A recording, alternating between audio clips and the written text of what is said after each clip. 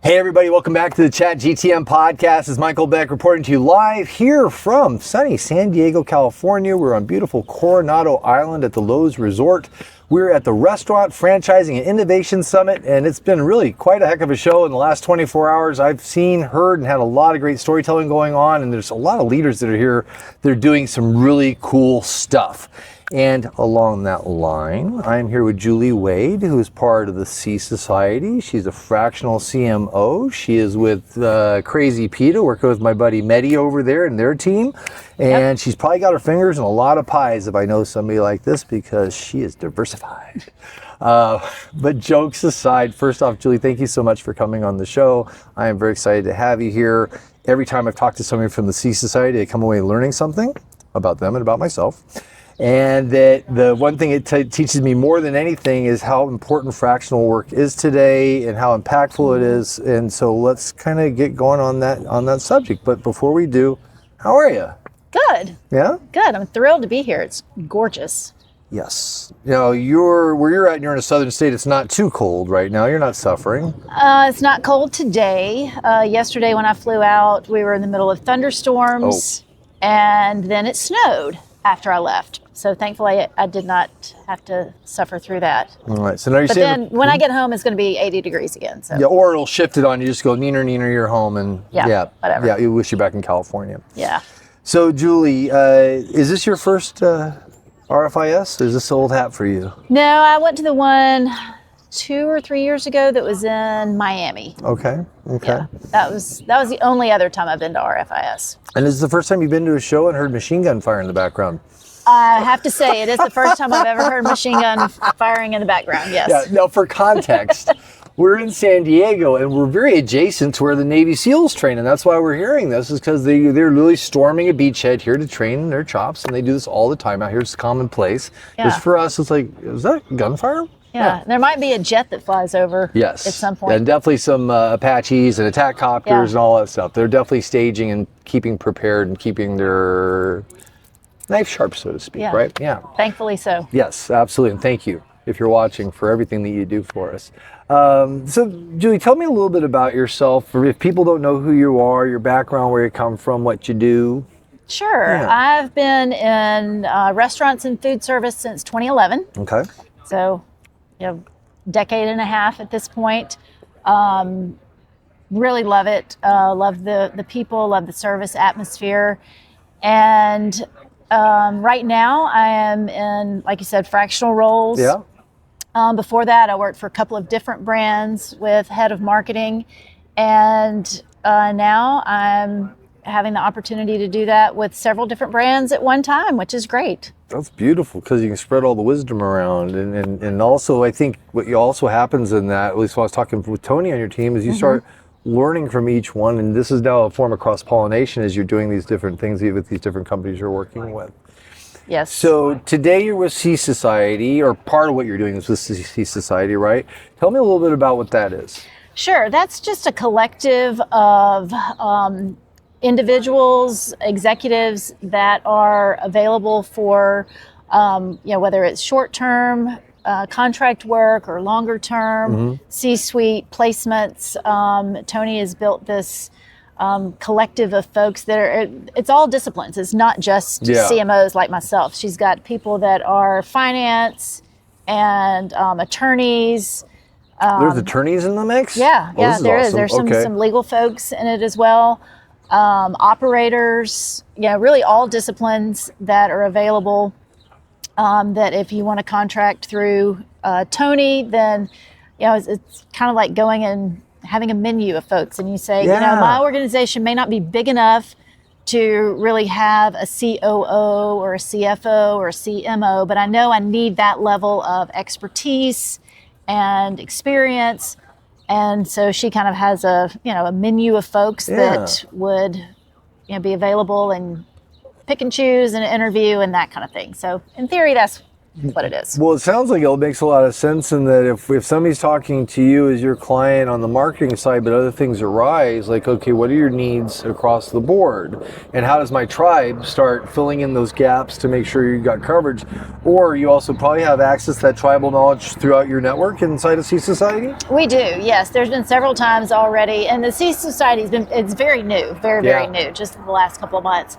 But we have a group text, and there are several times that we've had, I need this, or I'm working with this client, and they also need, this person, and who do you know, and that kind of thing. So it's been very collaborative from that aspect already. And so what's it like? I love the idea of when people can reinvent themselves, right? You've been doing something for a while, and now, you know what? I'm going to do something new. I have all this expertise I've been building up in industry equity, so to speak, over time. And now you're taking this and you're running with it in this direction. How's that feel for you? Exhilarating. Yeah. Are you dropping the shackles? Are you putting your hands in the air like Shawshank Redemption and standing in the rain? I'm free. Yes. Yeah, I mean, it's good. Like anything, there's good and there's bad. I love having the versatility and being able to work with several brands at the same time. Drawbacks are I don't have that collective of folks that I talk to every single day, right? And don't have that kind of home base to go to all the time. One of the things I really enjoyed about every position that I've had, and this goes back in my career 20-something years, is mentoring people and helping people advance in their careers. So I don't have that direct access right now, but I'm hoping that maybe through some of the other CMO opportunities that I have, that I will be able to do that type of work at some point. Have you heard of LEAD? I have, yes. We can give you opportunities to mentor. I know.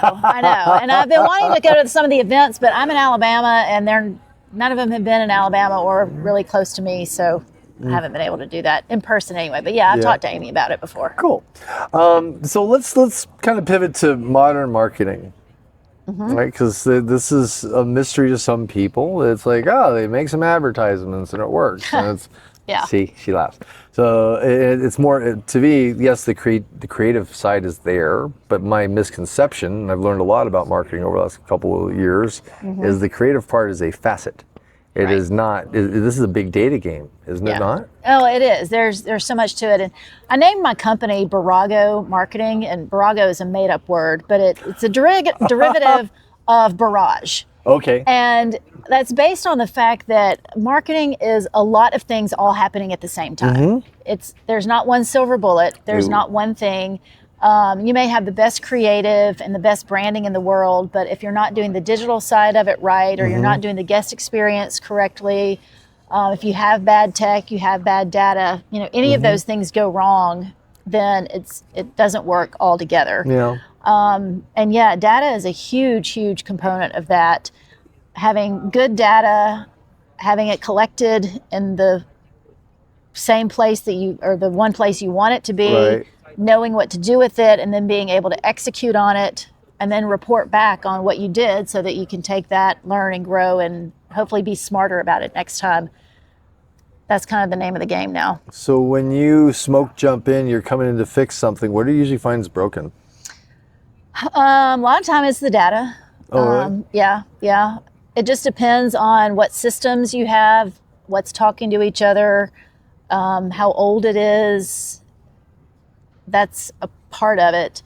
And then sometimes there's, one phrase that I absolutely hate hearing is, well, that's just the way that we do it. Ooh. Yeah. That's the phrase you say before you go out of business. Yeah. People just kind of get stuck in that rut. Yeah. And that's one thing that I really challenge my clients on is I don't want to hear that.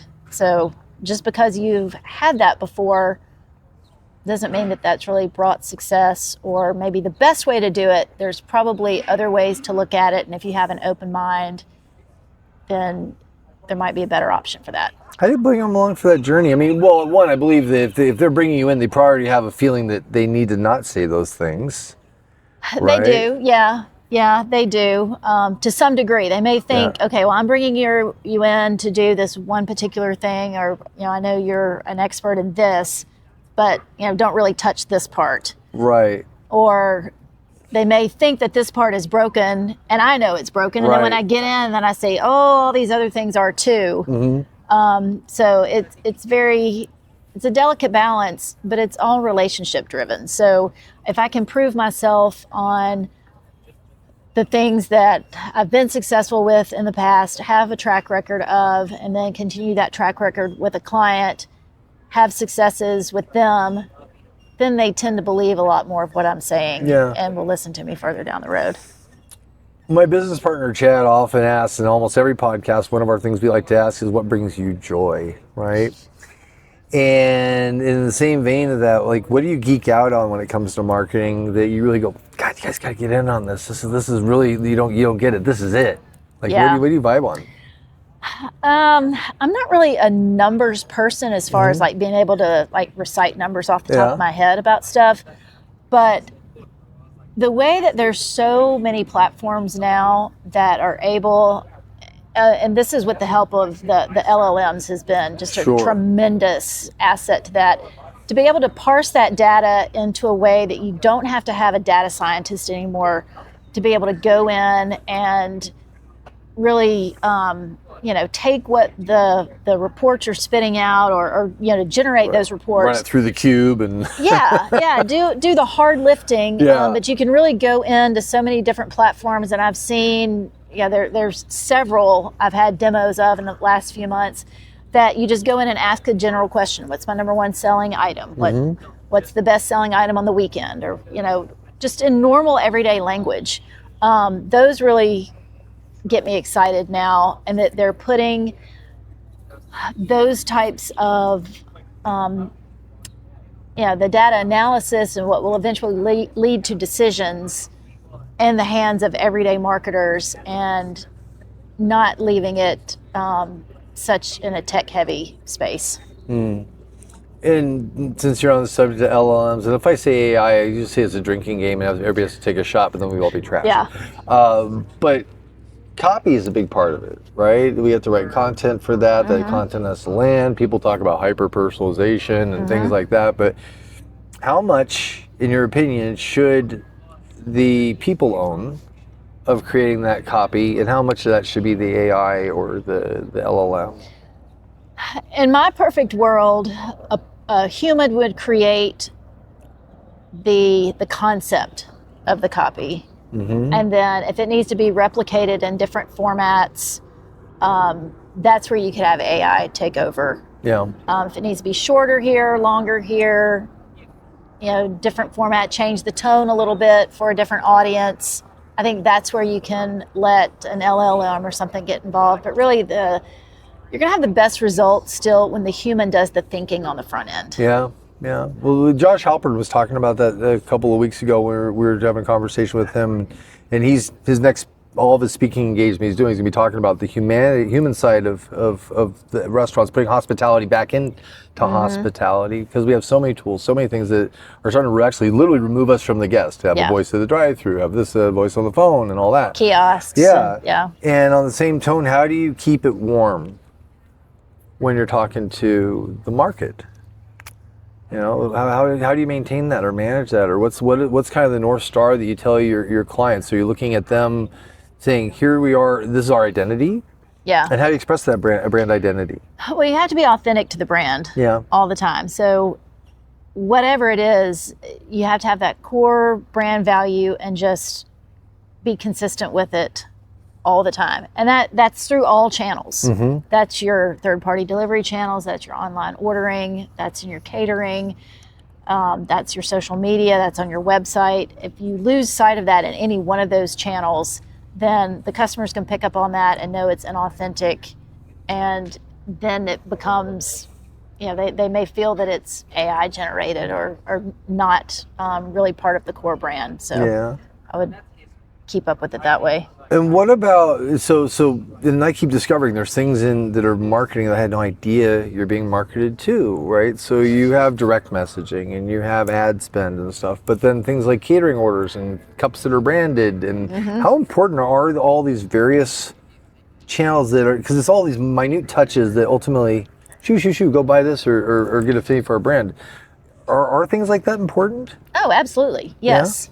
Yeah, when I was going through school, the magic number was impressions. You had to have 3.2 impressions for somebody to remember your brand. And that was typically on radio or TV. Sure. Well, now it's so fragmented, and there's so many different ways that people are going to be exposed to your brand. And you can't have those same metrics anymore, because the 3.2 impressions or 3.4, whatever it was, they're getting like micro impressions now. Right. Nobody's sitting down and watching a 30-second commercial in the middle of Friends or 60 Minutes or something like that, typically. So, you've got to take each and every one of those opportunities that you have to put your brand in front of somebody. And that's why you see, I think, so many of these like oddball sponsorships of like Major League Baseball now has the patches of a company on their shoulder. Yeah, they're NASCAR in it. Yeah, it is. So I think you'll continue to see that, and each one of those is extremely important. In the same sense, how important is so Chad and I have started dabbling in the Google community, and Google will say the Google business profile is almost the end all be all, or it's replacing web pages at this point. Do you think that's a true statement? Close. Okay. I still don't think there's anything that completely replicates a brand page as far as the depth and breadth of information that you can get. But the first experience is probably going to be Google before your first website, experience right? probably is. So so if you have a bad Google business profile, you're sunk. Yeah. So you definitely need to have a good bit of time and energy put into boosting that up, making sure that all of your hours are correct, your menu is on there and correct. You need to have current photos if possible. Yeah. Get rid of the trash that's on there if you can, if you have an older restaurant. But then past that, yes, you've got to have a good website still. And so in the same vein of digital, Instagram, TikTok, these social media platforms, I don't know, I guess Facebook too, but like how important are those into creating a draw for the brands? It really depends. They've monetized them so much. It used to be back when they first started, even 10 years ago, you could put out a Facebook post, and if you had 20,000 followers, 10 to 12,000 of those followers would see your post. Now, because it's all monetized, if you have 20,000 followers, you put out a regular post, you're going to be lucky if 1,000 or 2,000 actually see it in their feed. How so? How's the monetization? Put a paywall behind that, or oh yeah, because every Meta and the other platforms want you to pay to be seen. So, So they're going to throttle your impressions. Oh, totally. Really? Yes. Really? Oh yeah. Okay. Yeah. And so marketing is often done off of budgets, right? You're budgeting some ad spend. What's I'm a 10-unit operator. I'm starting to go, I got dough to start putting into that. What should somebody, raw numbers, like calculate for ad spend for a restaurant for a month? My base point on Google and on Meta is $10 a unit a day. $10 a unit a day. Okay. So you can do the math on that. $300 a month, roughly. Yeah, and I'm of the mindset, if you can't afford that, then instead of contracting the amount of money you spend per day, you need to cut back on the amount of days. Because you get to a point where you have diminishing returns. If you're spending $7 a day or $6 a day, then Meta or Google, they're just going to forget about you. They're not going to pick you up at all.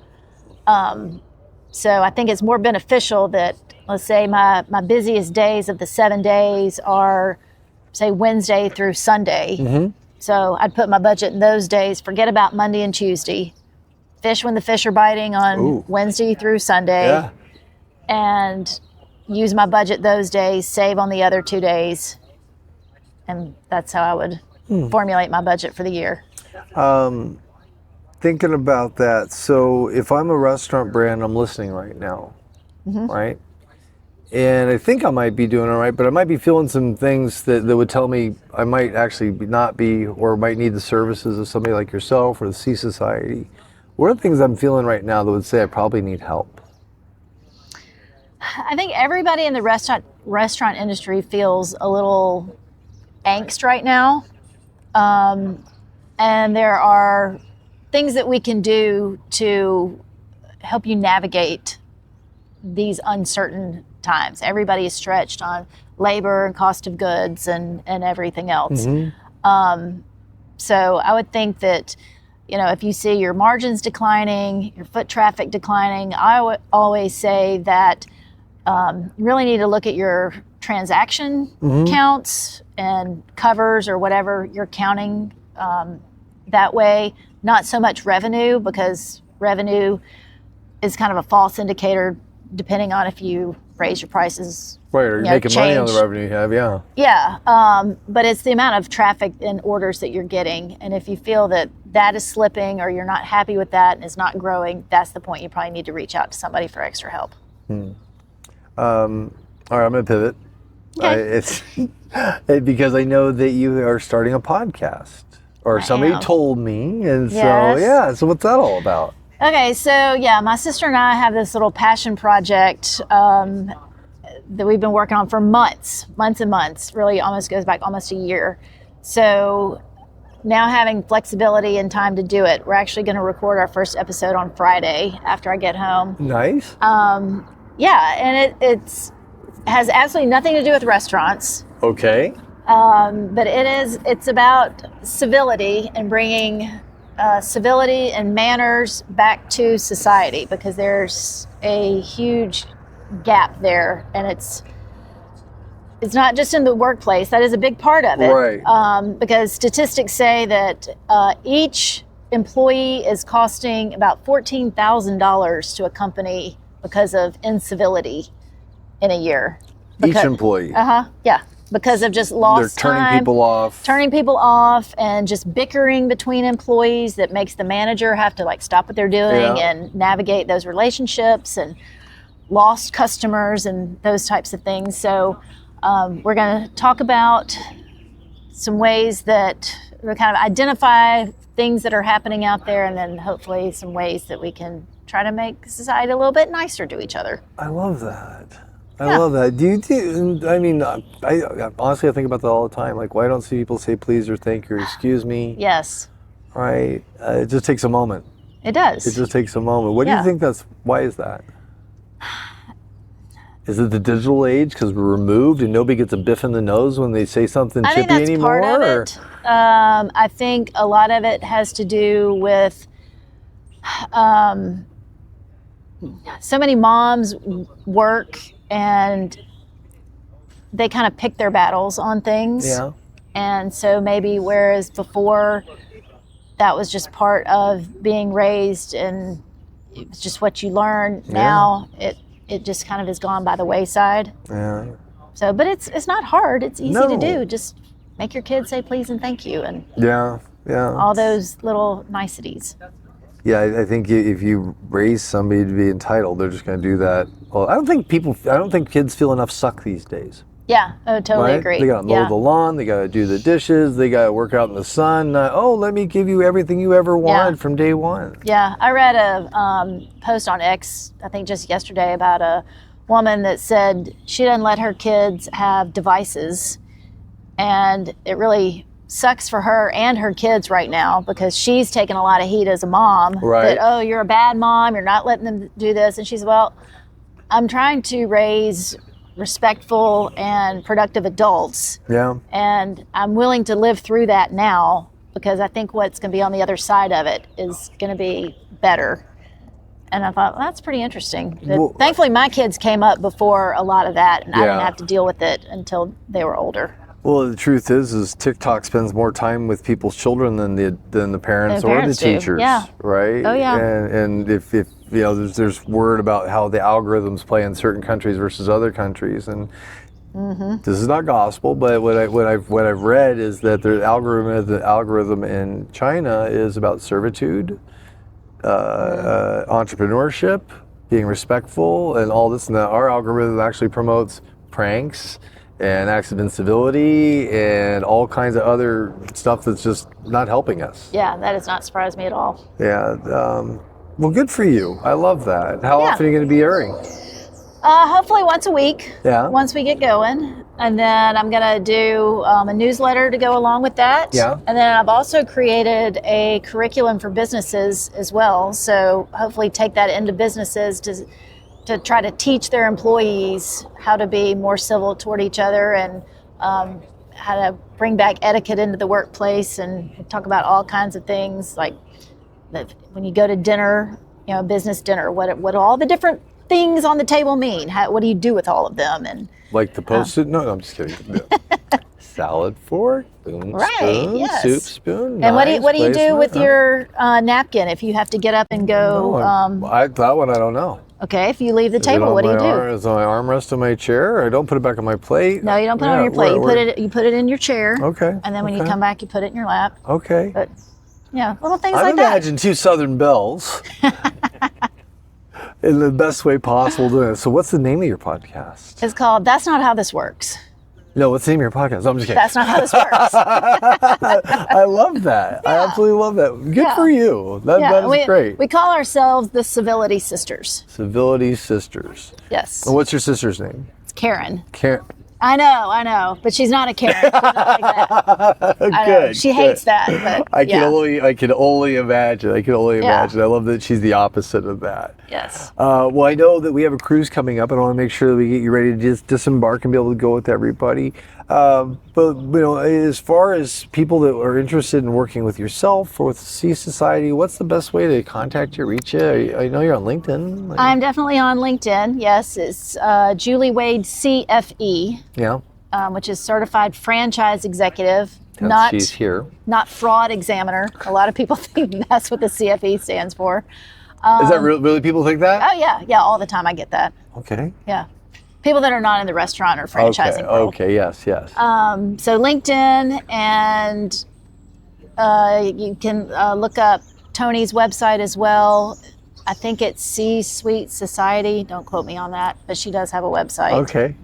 I'll do an overlay on it when we show this thing. We'll put it on the screen for you. Yes. Perfect, yeah. And then the last thing, just a quick tip. If you could change one thing in any marketing program right now, what would it be? Any marketing program? Yeah, just a magic wand. Say, stop doing that. Oh gosh, I don't know, Michael. I like putting people on the spot. Yeah, you did. I can also edit this if it's bad. Yeah, I don't know. It's way too close to the end of the day for... We have been power networking for 2 days straight, and asking me to dig deep right now might be a little much. I get and especially after coming off of a panel. That just had to... That's right. Let's talk about that. How was that panel? Okay. Oh, I think it was good. All right, what was your panel about? It's good. All about influencers. Ooh. Yeah. I almost asked you about that. What do you think about influencers? So, yeah. Most of the time, it is a good part of a media plan. Mm-hmm. You don't really have your whole media plan hinging on it. One of the examples I gave on the panel was with Crazy Pita, though, one of the brands that I'm a fractional CMO for. Mehdi, who is the founder of Crazy Pita, he is the face of the brand, and he is the ultimate influencer. Right. So it was funny, I was talking to him afterwards. He's like, I've never really thought of myself that way before. And I was like, you are an influencer. That's exactly what you are, because you are synonymous with the brand now. But other than that, really most of the time it is just a piece of the social media plan that you have. And it can be good if you can find the right person that gels with your brand. Probably best if they're a follower, a customer, a fan of the brand first. Yeah. That builds the most authentic content. It's a mercenary, right? Yeah. And when you're thinking about influencers, right, there's how do you know you're backing the right horse outside of their affinity for the brand? There's certain metrics that they probably maintain out there, like impressions, followers. Like, what do you look at to know that this is probably the right choice to partner with? Yeah, it really depends on what your objective is, trying to get out of it. And looking at their followers is one thing. Looking at how many likes and views they've gotten on their other post is big as well. And it's really, a lot of it is just kind of hit and miss. You just kind of have to So A/B testing, work with a couple influencers. I would definitely. Yeah. Over time, you can get a pretty good repertoire going if Well, what's if the you do it. measuring period you should because sometimes you have to let it play, right? So you're gonna work with somebody, you get them provision, you see them out there. Is it 2 weeks? Is it 3 months? What's the kind of span where you're seeing if this is in fact effective? Probably 2 weeks to a month is about Okay. enough to run its course. Okay. Any longer than that, and it just gets lost in the algorithm.